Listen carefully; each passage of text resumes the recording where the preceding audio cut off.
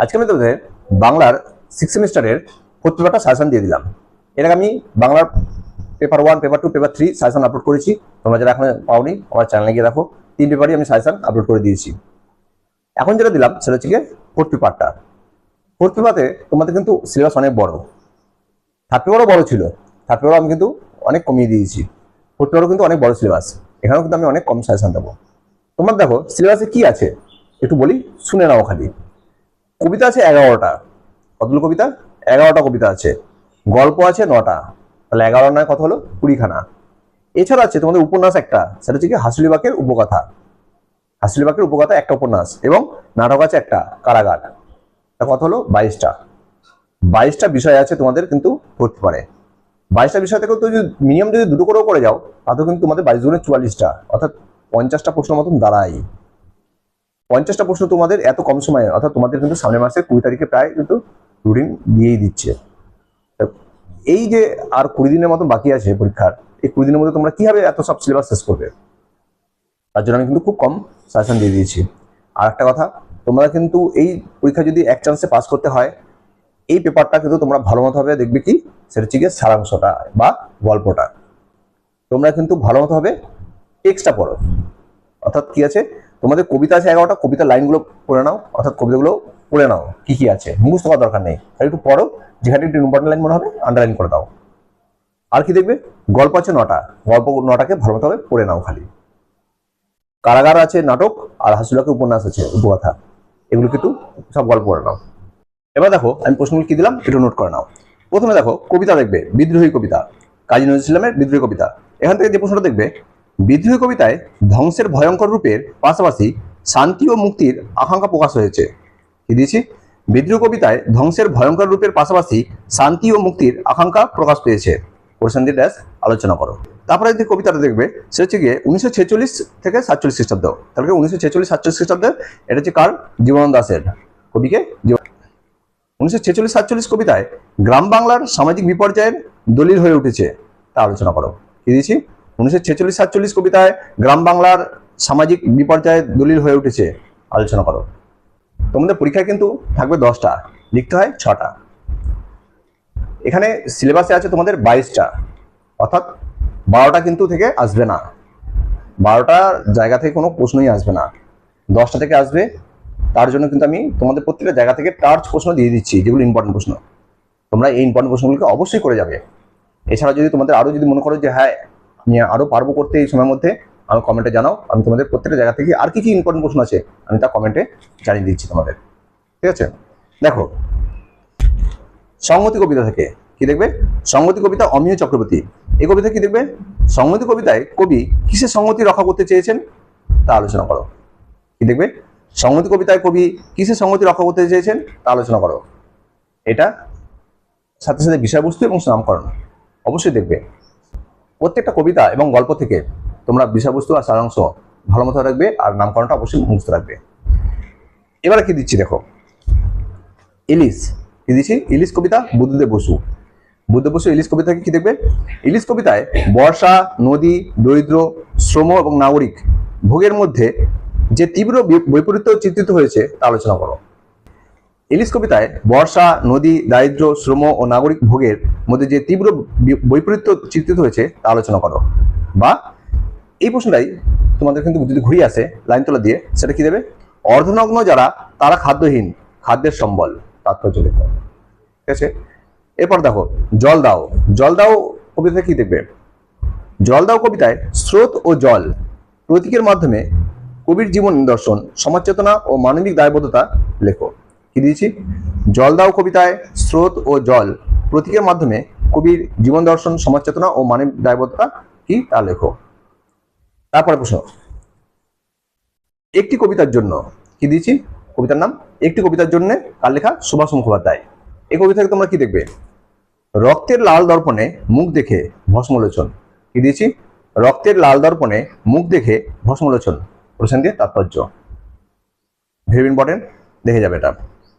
আর দেখবে যেটা, সেটা হচ্ছে একটি কবিতার জন্য কবিতায় রাজনৈতিক চেতনা ও মানব প্রেমকে কিভাবে কবি এক করেছেন বা মিশিয়েছেন তা লেখো। আবার শোনো, রাজনৈতিক চেতনা ও মানব প্রেমকে কবি কিভাবে মিশিয়েছেন বা এক করেছেন তা আলোচনা করো।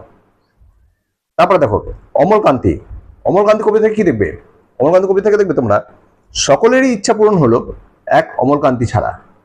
কি দিলাম? সকলেরই ইচ্ছা পূরণ হলো এক অমলকান্তি ছাড়া। এখানে অমলকান্তি কি হতে চেয়েছিল? তার ইচ্ছা পূরণ শব্দটির গুরুত্ব লেখো। ঠিক আছে, তারপর দেখো বাবরের প্রার্থনা, ভেরি ইম্পর্টেন্ট। বাবর প্রার্থনা কবিতা থেকে তোমাদের আসবেই। দেখো কি দিছি, বলছে ধ্বংস করে দাও আমাকে ঈশ্বর, আমার সন্ততি স্বপ্নে থাক। কি দিয়েছি? ধ্বংস করে দাও আমাকে ঈশ্বর, আমার সন্ততি স্বপ্নে থাক। তাৎপর্য লেখো এটার। নেক্সট দেখো, আমারই বর্বর জয়ের উল্লাসে মৃত্যু ডেকে আনি নিজের ঘরে। কি দিলাম? আমারই বর্বর জয়ের উল্লাসে মৃত্যু ডেকে আনি নিজের ঘরে। তাৎপর্য লেখো। ঠিক আছে, নেক্সট দেখো পরের কবিতা থেকে কি দিয়েছি, যেতে পারি কিন্তু কেন যাব। কবিতার নাম কি? যেতে পারি কিন্তু কেন যাব। কার লেখা? শক্তি চট্টোপাধ্যায়ের। কবিকে? শক্তি চট্টোপাধ্যায়। দেখো প্রশ্ন কি দিয়েছি, যেতে পারি যে কোনো দিকেই আমি চলে যেতে পারি কিন্তু কেন যাব। আবার শোনা রাইটটা, যেতে পারি যে কোনো দিকেই আমি চলে যেতে পারি কিন্তু কেন যাব। জিজ্ঞাসা দিয়ে পুরোটা কোটেশন সেটা হ্যাপেন দিয়ে লিখবে।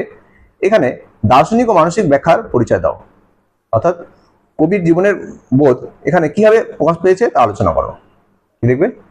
এখানে কবির জীবনবোধ কিভাবে প্রকাশিত হয়েছে তা আলোচনা করো। তারপরে ভাবছি ঘুরে দাঁড়ানোই ভালো। দিয়েছি ভাবছি ঘুরে দাঁড়ানোই ভালো। তাৎপর্য লেখো।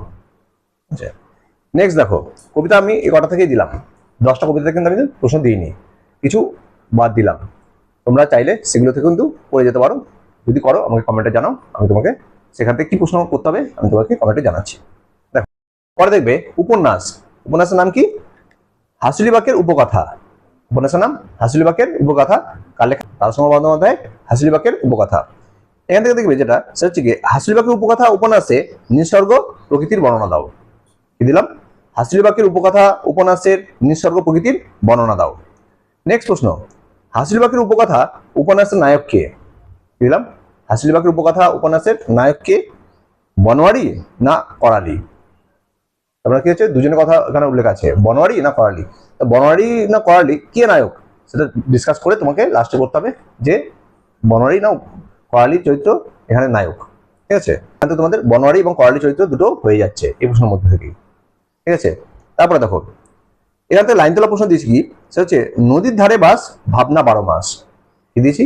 নদীর ধারে বাস ভাবনা 12 মাস। লাইনটি তাৎপর্য লেখো। আচ্ছা, এই কথাই দিলাম আমি হাসুলিবাকের উপকথা উপন্যাস থেকে। নেক্সট দেখো গল্প থেকে দিয়েছি। গল্প থেকে কি প্রশ্ন দিয়েছি? প্রথম প্রশ্ন, পূজার ভূত। কি? পূজার ভূত তৈলক্ষ্যনাথ মুখোপাধ্যায়। এখান থেকে কি দেখবে? পূজার ভূত গল্পের সারাংশ এবং নামকরণ। কি দিলাম? পূজার ভূত গল্পের সারাংশ এবং নামকরণ। এছাড়া লাইন তোলা প্রশ্ন আছে, তোমরা গল্পটা পড়ে যাও, এখানে কোনো প্রশ্ন আসলে তোমরা গল্পই লিখে দেবে। ঠিক আছে, নেক্সট দেখো দেবী গল্প। দেবী গল্প কি আছে? প্রভাত কুমার মুখোপাধ্যায়। দেবী গল্প প্রভাত কুমার মুখোপাধ্যায়। এখান থেকে তোমরা যে দেখবে সে হচ্ছে গিয়ে চরিত্রগুলো ভালো দেখবে। প্রধান চরিত্র কালীকিঙ্কর। কি দেখবে? প্রধান চরিত্র রূপে কালীকিঙ্করের চরিত্র। আর একটা হচ্ছে নায়িকা চরিত্র রূপে দয়াময়ী চরিত্র। কি দেখবে? নায়িকা চরিত্র রূপে দয়াময়ী চরিত্র। এই দুটো চরিত্র ভালো মতো দেখে যাও। এছাড়া কিন্তু সারাংশ অর্থাৎ বিষয়বস্তুর নামকরণটা কিন্তু দেখছোই। ঠিক আছে, নেক্সট দেখো এবার কি পথ নির্দেশ গল্প। পথ নির্দেশ গল্পটি কার লেখা? শরৎচন্দ্র চট্টোপাধ্যায়। পথ নির্দেশন শরৎচন্দ্র চট্টোপাধ্যায়। এখান থেকে দেখবে যে প্রশ্নটা, গুণেন্দ্র ও হেমনলিনীর নিবিড় ভালোবাসা একে অপরের প্রতি কিভাবে সমাজের জন্য ধূলিসাৎ হয়ে গেল। কি দেখবে? গুণেন্দ্র এবং হেমনলিনীর নিবিড় ভালোবাসা একে অপরের প্রতি কিভাবে সমাজের জন্য ধূলিসাৎ হয়ে গেল তা আলোচনা করো, বা পুরো গল্পটা অর্থাৎ সারাংশ গুলো হবে। ঠিক আছে, এবার দেখবে যেটা সেটা হচ্ছে গিয়ে এর সাথে কিন্তু দুটো কিন্তু চরিত্র কিন্তু হয়ে যাচ্ছে। একটা হচ্ছে গুণেন্দ্র চরিত্র আর হচ্ছে হেমনলিনী। এই দুটো চরিত্র কিন্তু তোমরা দেখে যাবে, অর্থাৎ এই প্রশ্নটার সাথেই কিন্তু হয়ে গেল। হ্যাঁ, এরপরে পরের প্রশ্ন দেখবে সেটানিজি কার লেখা? জ্যোতির্ময়ী দেবী। সেটানিজি জ্যোতির্ময়ী দেবী। এখান থেকে প্রশ্ন দেখবে যেটা সেটা হচ্ছে সেটানির চিরকালীন মাতৃসত্তা কিভাবে তাকে আস্তে আস্তে মৃত্যুপথে চালিত করেছিল। কি প্রশ্ন? সেটানির চিরকালীন মাতৃসত্তা কিভাবে তাকে আস্তে আস্তে মৃত্যুপথে চালিত করেছিল তা ব্যাখ্যা করো বা আলোচনা করো। পরের গল্প দেখো কেরামত। কেরামত গল্পকার অচিন্ত্য কুমার সেনগুপ্ত। কেরামত গল্প থেকে ভালো মতো দেখবে যেটা হচ্ছে আমাদের এই হাল কি বদলাবে না কোনোদিন। কি দিলাম? আমাদের এই হাল কি বদলাবে না কোনোদিন। কোটেশন দিয়ে কে কাকে বলেছিল কথা, এর কথা তাৎপর্য লেখো বা এ কথা বলার কারণ কি।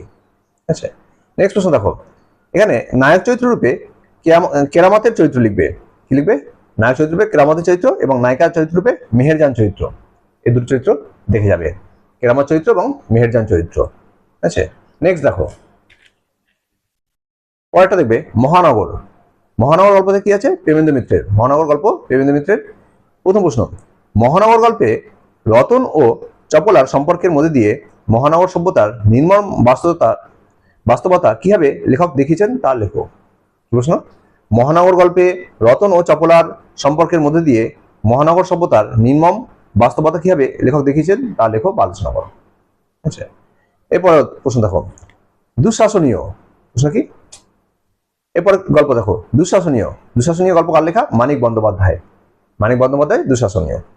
এই প্রশ্ন থেকে, এখান থেকে দেখবে দুঃশাসনীয় গল্পে দুর্ভিক্ষ পরিস্থিতির মধ্যে মানবিক সম্পর্ক, কর্তৃত্ব, ক্ষোভ ও বেঁচে থাকার লড়াই, এই চতুর্মুখী সংকট সম্পর্কে আলোচনা করো। কি দিলাম? আবার শোনো, দুঃশাসনীয় গল্পে দুর্ভিক্ষ পরিস্থিতির মধ্যে মানবিক সম্পর্ক, কর্তৃত্ববোধ, ক্ষোভ ও বেঁচে থাকার লড়াই, এই চতুর্মুখী সংকট সম্পর্কে আলোচনা করো। আরটা দেখবে এখানে, হাতিপুর গ্রামের আগেকার ও বর্তমান রাতের পরিবেশের তুলনামূলক আলোচনা করো। কি দিয়েছি? হাতিপুর গ্রামের আগেকার দিন ও বর্তমান রাতের পরিবেশের বর্ণনা করো তুলনামূলক। এরপরে ক্যাকটাস। ক্যাকটাস গল্প থেকে কি দেখবে? আর ক্যাকটাস গল্পটি কার লেখা? আশাপূর্ণা দেবী। আশাপূর্ণা দেবীর ক্যাকটাস গল্প। ক্যাকটাস গল্প থেকে দেখবে ক্যাকটাস গল্পে দাম্পত্য কলহ কিভাবে ফুটে উঠেছে তা আলোচনা করো। কি দিয়েছে? ক্যাকটাস গল্পে দাম্পত্য জীবনের কলহ কিভাবে ফুটে উঠেছে তা আলোচনা করো। এখানে চরিত্র রূপে দেখবে শিশির চরিত্র আর চারুলতা চরিত্র, দুটো চরিত্র দেখে যাবে, শিশির চরিত্র আর চারুলতা চরিত্র। আচ্ছা, নেক্সট প্রশ্ন দেখো, পরের গল্প বেহুলার ভেলা। পরের গল্পের নাম কি? বেহুলার ভেলা। কার লেখা? মতি নন্দীর। বেহুলার ভেলা, মতি নন্দী। প্রথম প্রশ্ন দেখবে, বেহুলার ভেলা গল্পে প্রমথের যে পিতৃসত্তা তথা পরিবারের প্রতি কত পরায়ণতা ধরা পড়েছে তা আলোচনা করো। কি দিয়েছি? আরো প্রশ্ন, বেহুলার ভেলা গল্পে প্রমথের যে পিতৃসত্তা তথা পরিবারের প্রতি কর্তব্যপরায়ণতা ধরা পড়েছে তা লেখো বা আলোচনা করো। এই প্রশ্নটা দেখে যাও। এই হচ্ছে তোমাদের গল্প থেকে প্রশ্ন। এবার লাস্ট যেটা দিচ্ছি সেটা হচ্ছে কি নাটক। তোমাদের নাটক কি আছে? কারাগার। কারাগার নাটক কার লেখা? মন্মথ রায়ের লেখা। কারাগার নাটক মন্মথ রায়ের লেখা। এই নাটক থেকে তোমরা কি কি প্রশ্ন দেখে যাচ্ছ দেখো।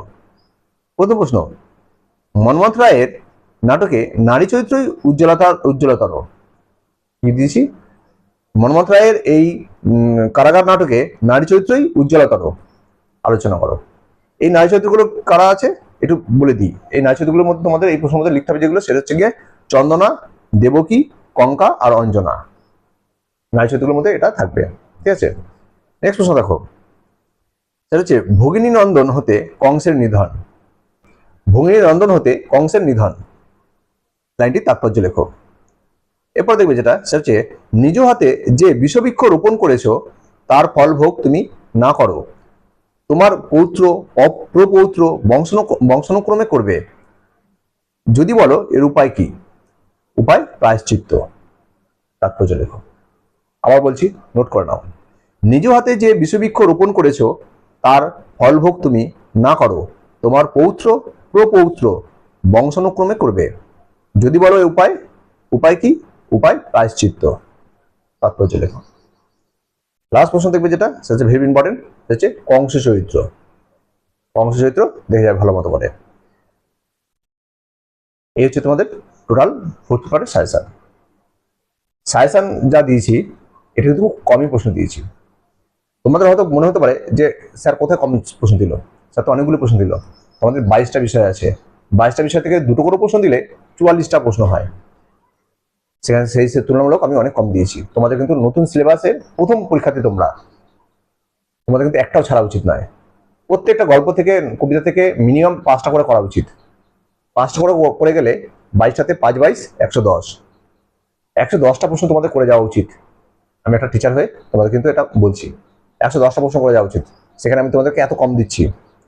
তোমরা যদি মনে করো যে এক চান্সে পাস করবে, আমার প্রশ্নগুলো ভালো মতো করবে, এবং আমি যেটা কিন্তু বলেছি প্রত্যেকটা গল্প এবং কবিতা থেকে নাটক এবং উপন্যাস তোমার টেক্সটটা করে নাও আগে। গল্প পড়লে তোমাদের উত্তর প্রশ্ন যাই আসবে তোমরা কিন্তু লিখতে পারবেই। আর তোমাদের কি আছে 4টে বারে আমি সাজেশন এটা বাংলা আপলোড করে দিলাম। এরপরে যদি তোমাদের কোনো বিষয়ের জিজ্ঞাসা করার থাকে, বা তোমরা যদি বলো যে এই ব্যাপারে আরো কিছু প্রশ্ন ইম্পর্টেন্ট চাই, তাহলে আমার কমেন্টে জানাও, আমি তোমাকে সেই হিসাবে প্রশ্নগুলো আপলোড করব, বা তোমাদেরকে কমেন্ট আমি জানাবো। আর ভিডিওগুলো অবশ্যই বন্ধুদের শেয়ার করে দেবে। আর যারা এখন 7 এবং 8 সেমিস্টার পড়বে, অর্থাৎ 4 ইয়ার্সের যারা আছো, তারা সাবস্ক্রাইব করে রাখো চ্যানেলটা আমার। আমি 7 এবং 8 সেমিস্টারেও সাজেশন আপলোড করবো। দেখো।